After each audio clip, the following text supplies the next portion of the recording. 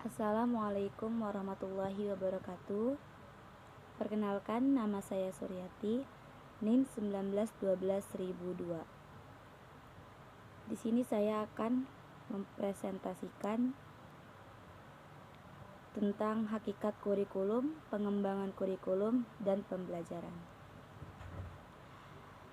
Di sini saya dari kelompok 1, mata kuliah pengembangan kurikulum. Ibu dosen pengampu ialah Ibu Helna Nelis MPD. Nah, di sini yang pertama ada pengertian kurikulum. Pengertian kurikulum itu awalnya itu digunakan dalam dunia olahraga yang berasal dari kata kurir yang artinya pelari dan kurer artinya tempat berpacu. Nah, pada saat itu kurikulum itu ditempuh oleh oleh seorang pelari mulai dari start hingga garis finish untuk meraih medali atau penghargaan. Itu pada awalnya ya, sejarah kurikulum. Nah, kalau dalam dunia pendidikan, kurikulum itu merupakan pedoman mendasar dalam proses pembelajaran, keberhasilan dan kegagalan dalam suatu proses pendidikan, mampu atau tidaknya si peserta didik ini menyerap materi pembelajaran. Nah, tercapai atau tidaknya suatu pendidikan tergantung pada kurikulum yang digunakannya. Nah, jika kurikulum ini didesain dengan baik dan sistematis, atau komprehensif, atau integral dengan segala kebutuhan pengembangan dan pembelajaran peserta didik untuk mempersiapkan dirinya menghadapi kehidupannya, tentu hasil atau output pendidikan itu akan mampu mewujudkan harapan atau akan kayak ini loh pendidikan yang dituju gitu. Jadi pengertian kurikulum itu seperti itu. Selanjutnya ialah ada pengertian pengembangan kurikulum.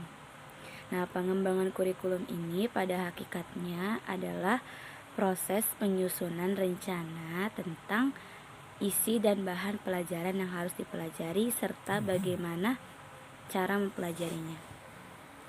Nah, di sini namun demikian persoalan mengembangkan isi dan bahan pelajaran serta bagaimana cara mempelajarinya itu bukanlah suatu proses yang sederhana. Sebab menentukan isi atau muatan kurikulum itu harus berangkat dari visi, misi, serta tujuan yang ingin dicapai. Selanjutnya ada pengertian pembelajaran. Pembelajaran adalah suatu kegiatan yang bertujuan untuk mencapai perkembangan optimal yang meliputi aspek kognitif, efektif, dan psikomotorik. Dengan demikian, tujuan pembelajaran itu adalah agar siswa dapat mencapai tujuan atau perkembangan yang optimal dalam ketiga aspek tersebut. Nah, untuk mencapai tujuan yang sama itu, siswa harus melakukan kegiatan belajar, sedangkan guru harus melakukan pembelajaran. Nah, kedua kegiatan tersebut itu saling melengkapi untuk mencapai tujuan yang sama. Selanjutnya ialah ada peran dan fungsi kurikulum. Nah, peran kurikulum itu ada tiga peran. Yang pertama, peran konservatif, yang kedua peran kreatif, dan yang ketiga peran kritis dan evaluatif. Nah, peran konservatif itu ialah salah satu tugas dan tanggung jawab sekolah sebagai suatu lembaga pendidikan yang mewariskan nilai-nilai dan budaya masyarakat kepada generasi muda, yakni para siswa. Terus kalau peran kreatif itu ialah sekolah memiliki tanggung jawab dalam mengembangkan hal-hal baru sesuai dengan tuntunan zaman. Nah, dalam rangka inilah kurikulum memiliki peran kreatif. Nah, kurikulum itu harus mampu menjawab setiap tantangan sesuai dengan perkembangan dan kebutuhan masyarakat yang cepat berubah. Selanjutnya ada peran kritis dan evaluatif. Nah, peran kritis dan evaluatif ini itu berperan untuk menyeleksi nilai dan budaya mana yang perlu dipertahankan, dan nilai atau budaya baru yang mana yang harus dimiliki oleh anak didik.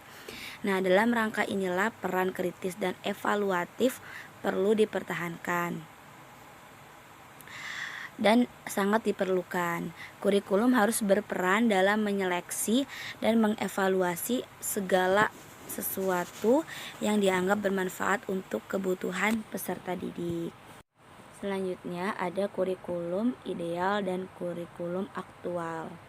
Nah, kurikulum ideal itu merupakan pedoman bagi setiap guru, khususnya tentang tujuan dan kompetensi yang harus dicapai.